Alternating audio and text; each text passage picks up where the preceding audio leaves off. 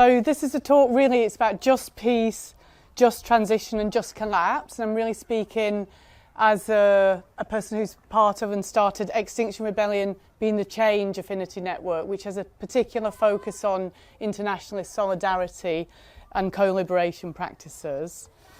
I need to be very brief on this very big topic of why are we here as a species, why are we destroying the life support systems. It's a systematised anti-life programme, a paradigm of domination. And we could say it's founded at the moment in something one could call wet eco-whiteness. There'd be a lot to unpack there, and I do have a longer talk online about why are we here as a species and what to do. But I want to pick on a particular piece of it, that environmental movements have been rightly, I believe, charged with weak or dangerous perspectives on anti-racism and anti-imperialism. And in the last few years, I've spent more time listening and collaborating with the marginalised visionary leaders of colours and cultures in our movement, Pan-Africanists, co-liberationists, and XR BCAN formed as a result and is linked to the XR Internationalist Solidarity Network. And I have to say that XRISN has been defunded by our movement, and along with BCAN, we have been marginalised to a point that some factions have said that we're not recognised. So that's showing something of the disrepair, I think, and not necessarily to get deeply into that conflict at the minute, but it's here. And I want to say a note on sort of things that may feel charged in this talk. I'm going to be talking about African military leaders. They're here, Traore, Goita, Chani on my chest. And we're trained in the global north, especially those of us who are racialised as white, to have a reaction to African men in military uniforms. It's not likely to not be a good reaction. So notice if these feelings come up in your body, and let's wonder what information's there for us. I'm talking about military coups, and they're linked to Russia and China, and we can talk about those in the questions if people have got questions. So not to skip over anything, but just to answer questions as they're alive in this space. So when I say wet eco-whiteness has been systematised, first of all, what I'm talking about is the domination of the left hemisphere in a trauma driven culture or non-culture. It's symptomatic of an overactive left brain hemisphere. It takes us out of connection with the rest of the cosmos, with life, with the aliveness of life. And whiteness as a way of being in the world impoverishes us. And I'm not going to talk about why I'm using the word whiteness. We did a workshop earlier this festival on that, but again it can come up in the questions. It's not a word that I've invented. Welcome. So wet eco has many names. It's speaking to a mind virus that takes us into a domination paradigm. It masquerades as culture, and the socialisation patterns interactions and reinforces itself. And it's a phenomenon that gets named in many cultures, including it also gets called Wendingo. Wetiko is of the Algonquin First Nation peoples. It's called Urugu in West Africa, the hungry ghost in Buddhism, the Rakshasas in Hinduism. It's also called left hemisphere chauvinism, or the story of Moore, or the machine mind is what Vandana Shiva calls it. Some people might call it patriarchy. We have that concept of vampires and zombies, and I think it's all speaking to this weakness maybe in human beings to get into a paradigm of domination and control and addiction. I can send some of these round. It would lend itself to slides later if wanted, but there are academics who've looked at what it means to systematise trauma and the inevitability of political capture, inequality being reinforced, and environmental damage being a result. So when systems are at play, they are in play in politics and governance, in an extractive growth-obsessed economy, with these sort of simple rules of debt, bearing finance, in the miseducation system, the toxicity of our media, and in how all of this serves to decide whose needs get met and whose needs don't get met, in the way that groups malfunction and recreate the systems in their operations. I'm indicating a little bit of that in XR from my perspective, and in the judgments and oppressions we serve on ourselves. So there are systems at play. So there's a really big question when you get a globalised system. If you study systems from a sort of Donnella Meadows perspective, like where's the off button? Where's the off button in a globalised system? Where do we have agency? So that's part of the question that I'm sitting with. So I want to say that I think our movements need to go from this orientation of demanding change, and there's nothing wrong with making your demands known to the world, but see it as a way of revealing the system's inability to meet those demands rather than the system's going to meet your demands. Because an anti-life system is designed not to meet the demands of sanity and a life-affirming system, right? So we want to look to find the places where agency exists. When the climate and nature movements stay divorced from a historic and current context of this domination paradigm, which is at least 5,000 years old, and the last 500 years of colonialism, the enclosures, the burning of witches, and the story underpinning capitalist modernity, and focus on this idea that this system can deliver change, we disempower change movements that want the whole story to be told. And we actually are at strong risk of enabling eco-fascism, because a change that's not rooted in justice is a change that involves more extraction and deciding who lives and dies. So we can set people into fear responses without context and without an overstanding of the kinds of reaction this system is delivering in the face of collapse. So I've heard it said in our movements, blessings on this person who was leading on some strategic thinking, Gail, I just want to fuck shit up and squeeze something out of the government. And I said, don't worry, the government is going to act on climate change, right? It's going to increase spending on the military, it's going to whip up racism, it's going to close down the borders, it's going to do land grabs, it's going to act. It's what it does we need to be worried about, right? So, there's this question then, is if we're talking about a green transition, how is that going to happen when you've got that system running? I want to just say really, there's an aliveness of life that I feel like we're being called back into, and I'll finish on a prayer. And actually thank you, Jake, earlier for your talk, because you reminded me about the idea of marrying land, marrying life. I feel a calling of spirit in these times to find that aliveness. And in that way, I just wanted to bring in Al Noor and Lynn Murphy's 5-element mandala as a framing for how change, we might think about change in these times. Sorry for the camera action here, but the way they're doing it is that there's the element of ether coming through the middle where we're affirming the life, we're feeling the life forces through us. And there are 4 major areas we want to be focused on. I've just used some random objects to represent it, but cultural change, absolutely necessary, and so much of it happening out here in this space being seeded. We need to support the resistance movements from indigenous places, and this is the M62 movement of Niger that got people on the streets in support of the military coup that I'll be speaking to. Very honoured to receive that T-shirt. Here's my shaming jacket. I did some community payback. It's part of being in a social movement. Social movements are essential. Used to have to text my kids, your mum's sweeping the streets outside the school, boys. Oops. Social movements. And actually honouring Roger Hallam, who was here with us a few minutes ago on the phone to Jamie, organising his next talk that he wants to give. Somebody is able to circulate the sign up for the Tell the Truth 5. Whole Truth 5, thank you. So if you'd like to sign that petition. And then the other piece is building post-capitalist infrastructure. We've got to build the infrastructure. That includes things like assemblies, new forms of economic systems, health processes, etc. There's a lot to do, folks.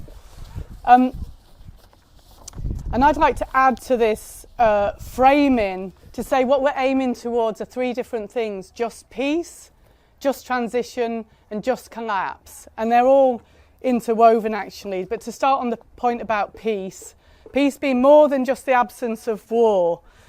And it requires justice and the right for all peoples to their self-determination, to their sovereignty.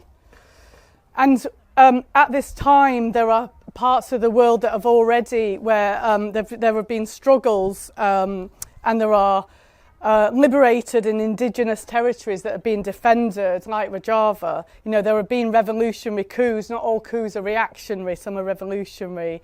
In some cases, we've managed to get progressive left leaders elected, like in Colombia. So there's a need at this time to really reinvigorate international solidarity and a determination to stop an imperialist war machine. There are NATO forces being kicked out of Niger at this moment, for example. Do we know that? Are we backing them? Are we celebrating that? So there's a responsibility on the global north to focus on demilitarisation, anti-war, and rebuilding the anti-colonial solidarity movements that have been around in the past. Sorry, my sister. Is this the matriarch? It's over there, my darling, in the TP. Solidarity to the matriarch. Matrifocal cultures, as I understand it, actually. Peace Lotus Day happens on April 30th, and it's one opportunity that we bring in BCAN and XRISN to focus on the just peace, which recognises people's right to fight for their freedom and their safety. So, just transition. In the Western climate movements, I think we generally agree that a just transition enabled by degrowth and decolonised economics is necessary, and it requires system change, and it would be changed to a system where people have their basic needs met and where they have the dignity of decent work, where nature's regenerated by our activity, and crucially where the mineral resources needed for modern technologies, I finally got a Fairphone 5 by the way, showing off, are obtained with consent, with minimal harm, and are shared equitably. Even if they are going to be extracted, right? So sitting with this, you know, one of the things that whiteness does, right, in the movements of the global north is to make us the centre of the story. The change is going to come from us. It's a globalised finance system. How is the change going to come from just one bit of the world? It's going to take all the world, surely. And what's our relationship to the change-making processes in other parts of the world? And as I said, there have been voices marginalised in our movements. Vanessa Mercado de Oliveira talks about this in Hospice in Modernity, what it means when you've got struggles which relate to communities of resistance where people are being murdered right now. You know, I have my sister who links with various struggles in Mexico, and just this last month we lost two of our siblings in Mexico as part of that struggle. And the sort of protest movement stunts that we do here, yes, it results in people doing community service and even increasing jail sentences, and it's not the same level of risk, right? So there can be a real mismatch, and it needs time to lean in and listen to elders from outside the paradigm that we live in. And I was honoured to be invited to take part in in what's called a PRAILA study visit. PRAILA stands for the Planet Repairs Action Learning Education Revolution. To be part of a Paris delegation, the Pan-African Reparations Internationally Standing Conference. And I went representing XRBCAN to these three countries of the Alliance of the Sahel States. So that's the map of Africa. You probably can't see it, but this is Mali, Niger and Burkina Faso. Those three countries have chosen to form a military alliance because there was a threat to their struggles from outside that was being whipped up by the West. And in fact, in the run-up to this delegation, there was the possibility of going with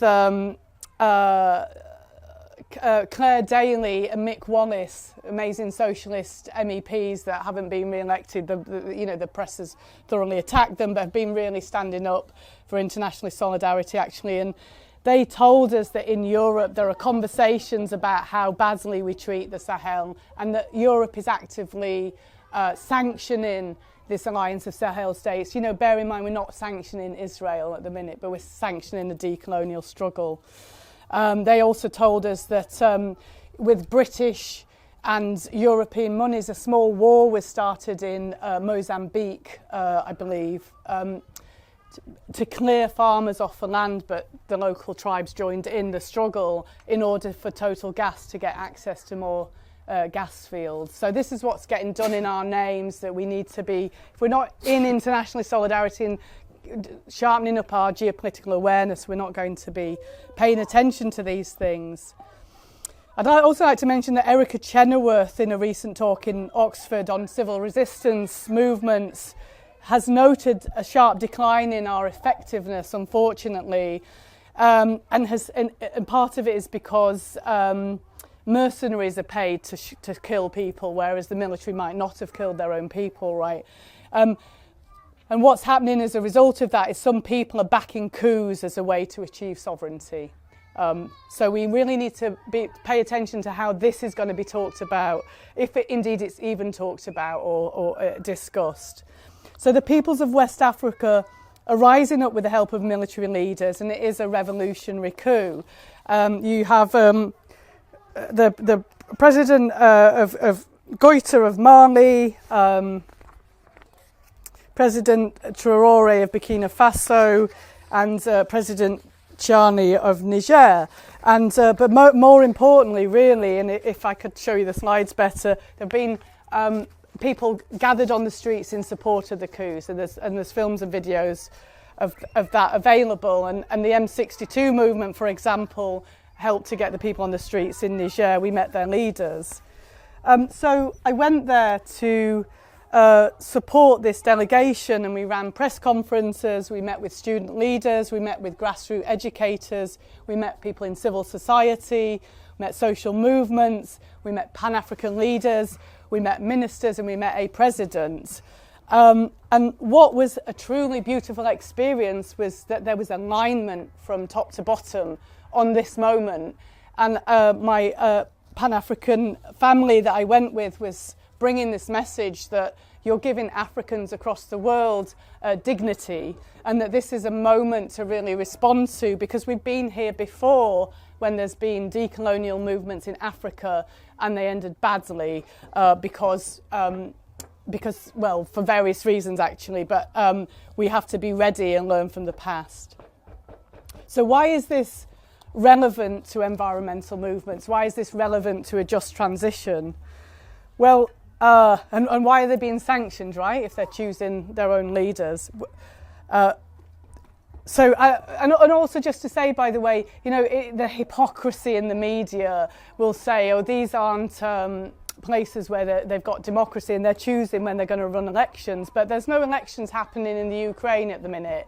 They're in a state of war. One of the reasons why these leaders chucked the French out, who are the colonial power, is because they're being attacked by various jihadi forces, and the French were not sorting it out. And it's seen as the rationale is understood to be that keeping the region destabilised is helpful for the extraction of resources, right? So Niger has said it is now aiming to have a fair market price for its uranium, and Nigerian uranium powers France. I think 75% of French electricity is powered by nuclear power, right? France has been paying 80 cents a tonne for uranium that's 200 euros a tonne on the open market, and Niger is saying that needs to stop. Burkina Faso has said that the so-called debts it has are colonial debts, and it won't recognise those debts. They're repudiating debts. And civil society in Mali is calling for debt audits and non-payment, and Niger has actually defaulted on 590 million of debt payments. Now, this wasn't known to the debt justice movements here, maybe because it's francophone countries, But for the debt justice movements that campaign for cancellation, the reason they campaign for cancellation is you can't go and tell a country to repudiate debt. Because if you repudiate debt, the imperialist forces are going to come and, kick your arse, right? So it's not for us to be telling people repudiate debts, but of course that is just, that you don't pay these debts, right? So when it happens in the global south, it's time for the global north movements to say, yay, of course they're not your debts, of course don't pay them, and to find ways to support people to resist the sanctions and to move forwards in solidarity.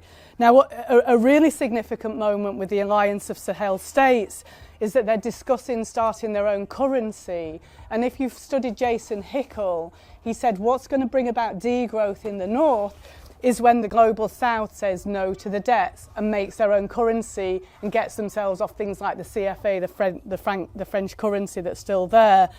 With Dongo Samba Sayal, who's a Senegalese modern monetary theorist, the sort of people that talk about sovereign money creation, that magic money tree that does exist. They've written about how to go about unilateral decolonisation. The Pan-Africanism is spreading at the minute. There's a sort of revival in Pan-Africanism. It's about Africa having its being a continent which doesn't recognise colonial borders and can honour in plurinational ways the different nations of indigeneity there and live in peace together and in sovereignty. So this is a moment of uprising of sort of Pan-Africanism. So when our family in the global south are saying no to extraction, that's what a just transition is. That's the penny dropping for me this year. That's a just transition. It's not about us begging the elites for it. It's about us saying, thank you, yes, we agree, we're behind you. And so in the global north, we really now are being called to recognise and act in fulfilling this co-liberation duty of international solidarity and reviving a just peace movement against warmongering fascism and its tendency of eco-fascism, which is alive in our movements even when we don't recognise it. It's really helpful if we get to know our history. There's a brilliant film called African Apocalypse, which is the history of Niger, for example. And it's important to know what happens when these moments happen. There's a book called White Malice by Susan Williams, which is what the CIA got up to behind the scenes to disempower, to murder the Pan-African leaders. Like, this guy's been likened to Thomas Sankara. You had Patrice Lumumba in the Congo. You had Kwame Nkrumah in Ghana, who's murdered by the British, poisoned by the British. And so when some of our family, who we're talking to today, remember those leaders and are with us and want to talk to us, they're like old growth forests, some of our Pan-African reparationist elders, and we need to be listening to them, right? So let's get to know what's been done in our name and will be done in our name with the resources of Europe. And it's all about putting forward puppet leaders and pretending this is democracy and so on and so forth. We need to recognise these counter-insurgency moves that will happen. Some of it's sort of how to NGOise resistance. We tend to recognise, I've noticed in recent years, resistance movements that look a bit more like ours rather than these this version that maybe is somewhat unpalatable in some ways. I'd love it if you've really dug what I've just said so far, if we gather at the end to send a solidarity message to the family in the IES. Look, Vive l'AES is the French, how we'll say it, but I'll do that in a little while.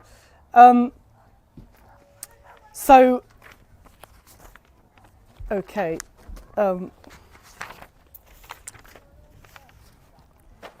Sorry for the paper shuffling, just to find my place with the wind. I think the other thing then to think about is what is ours to do in the global north at this time, as well as international solidarity, super important. The systems of capitalist modernity are dying, they are collapsing. There is an inevitable collapse coming, but if you look at systems thinkers like Schmachtenberger talks about this, you can get collapse into a worse state. Let's not hope that Marx was right, that we're going to get some socialist paradise, right? You can get collapse into sort of techno-feudalism, eco-fascism, authoritarianism. It's on the rise, folks. The seeds are well sown. You can get collapse into chaos. The idea is to draw ourselves into a third attractor, is to draw ourselves back to the land, is back to our nature. And I believe that's at a community level now. I really believe there's a lot of work needed in communities. There's a lot of work that already happens in communities that builds resilience, that managed to get us through the pandemic, right? Those folks get super stressed. The climate movement, in my humbles, needs to go and be a layer to support that resilience. And some of us are working on collapse aware communities as part of a process of thinking about what practical work needs to get done and how do we need to get skilled up to do it. Some of it's about social prepping, creating some of the social infrastructure, the connection that holds us together. When a town floods, there's a moment when it's a sort of honeymoon period. Everybody's pulling together and humanity comes out and does well. And not long after that, the conflict starts showing up. So having our conflict practitioners around and those practices, having our principles already named, saying who we are, what we're about, having anti-fascist strength, and we don't have to necessarily use those words, but, you know, like nobody gets left behind, nobody gets blamed, that sort of vibe, right? I think we need something quite funky. In Stroud, it's the People's Republic of Stroud, it's self-rule, it's that sort of business. Everybody's welcome. I think that's what we need to focus now. Sort of collapse started, according to Jen Bendel's data, Breaking Together book, in 2015. It's already happening. There's already front lines on that.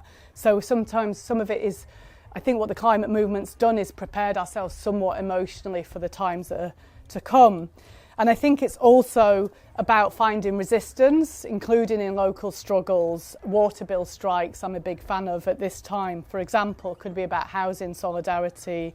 It's about building that infrastructure, you know, new democratic and legal forms, cooperatives and so on.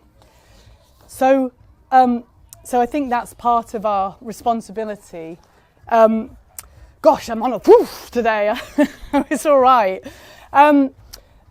If you want more information, there's some bits of information in xrisn.earth/beacon. You can come and get this off me afterwards, and there's a seed pod. And our Roma is now going to tell us about Prela and about the doc. Thank you. Prela is a process. It stands for Planet Repairs, Action Learning, Educational Revolution. It's the identification that a lot of the problems that we're currently seeing exist in the ways that we are educated and the ways that we're taught to relate to education. And it tells us that we have to put all of our institutions for education and otherwise into the service of our communities and communities globally that are rising up against fascism and imperialism.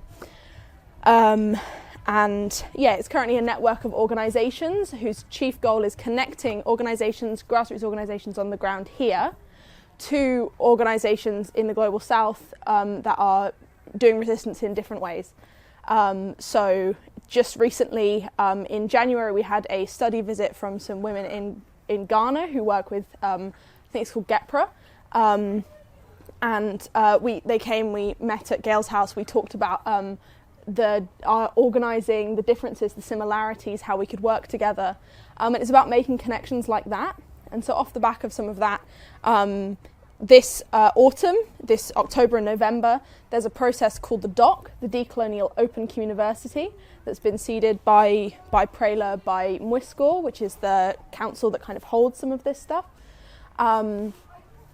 which will be a study visit of a delegation of women from the FENMOCARINAP, Women's Union in Peru, which some of you guys that were at the Whiteness talk yesterday might remember me saying, super fucking cool women's union. There's 126,000 members. They're huge, they're powerful, they have this really sick leader called Lourdes Hurrica. And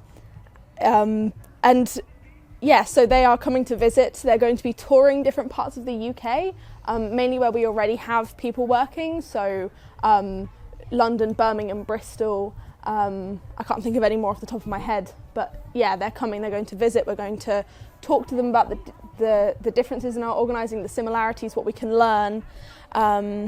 Yeah, super fucking powerful stuff. And yeah. Thank you. So if you want to know more about that, if you sign up at prayinler.net, and you'll get more information, including the final, our elder Kofi loves a good acronym, the APRADIF, the Africa and Europe People to Peoples Planet Repairs Action Dialogue Internationalist Forum. Basically, thank you Kofi, every word means something, to be fair. It's 140 years since the Berlin Conference divided up Africa with its hideous straight lines. So the European powers decided not to fight each other and to share the spoils, and those lines still create conflicts. There are ways in which Pan-Africanism, and also lessons from Abya Yala, from what's happening in, I think, Bolivia, Peru and Ecuador, some other ways of thinking about indigenous nations are alive and possible, right? So there's a time for people to come together and reimagine how we might want to relate together, and so that's happening in November.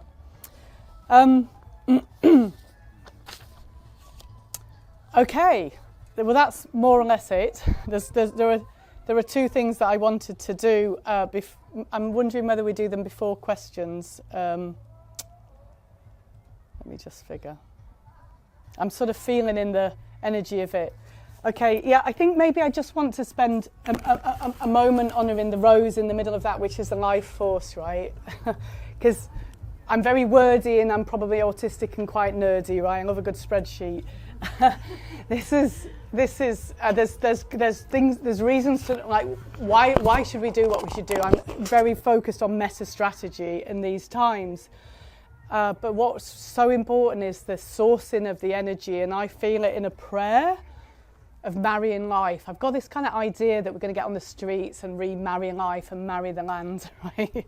And I'm sure the more creative people amongst us can find ways to do that in a super beautiful way. But I say it like this: we dedicate our lives to hospicing the systems of destruction, including within ourselves, to resisting harm, to protecting and building islands of sanity, sanctuary, and sanctity.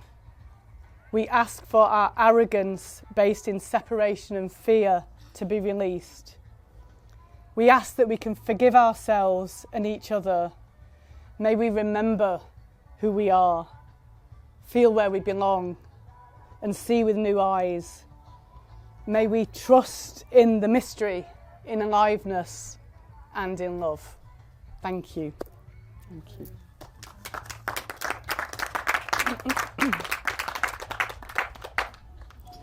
Who's got a question?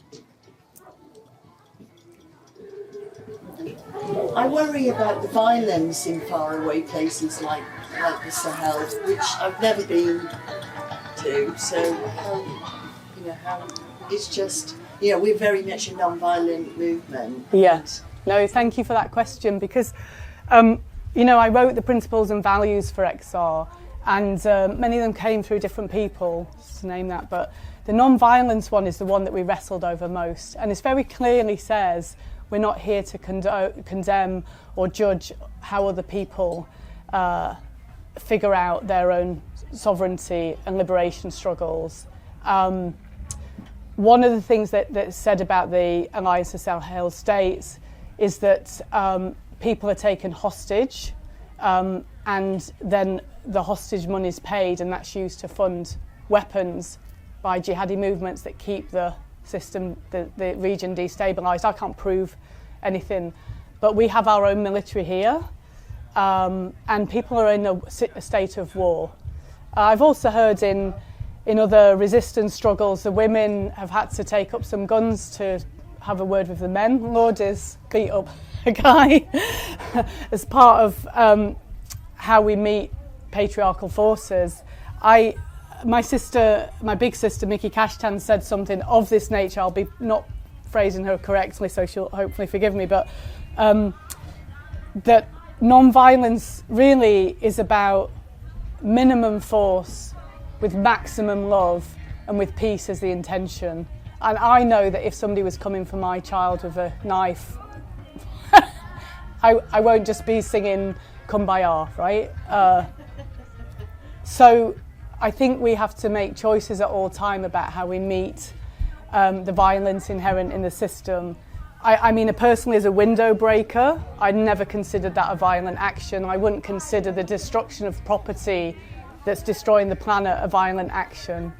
And I wouldn't consider myself shoving a child out of the way of a machine a violent action. So we have to, in our privilege, take some time to think about what we might be doing if we were living under different situations, which we, by the way, I shouldn't laugh because it's not funny, with the recent rise of the far right in the last few days, we may well find ourselves in. I talked about what we're going to need to do in our communities.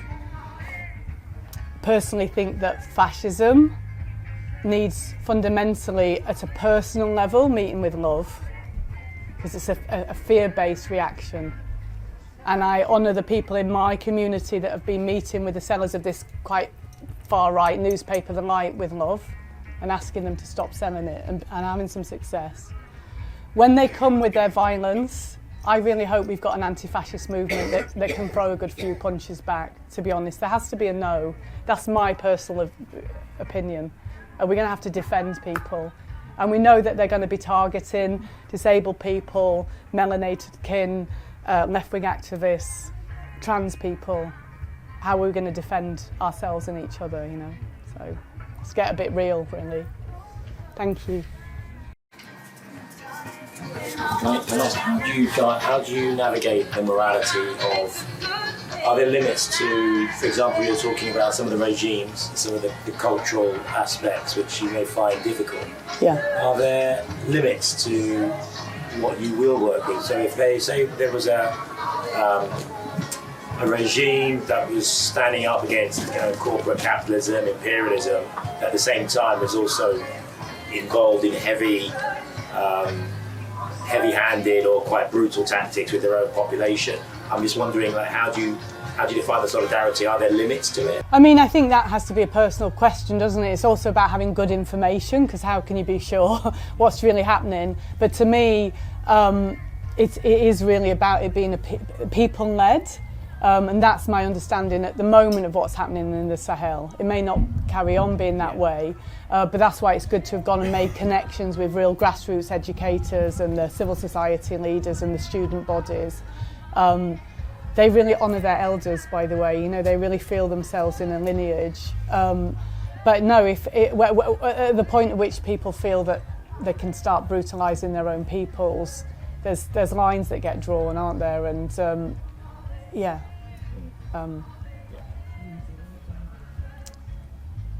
Russia, China, anybody? Because it'll come up.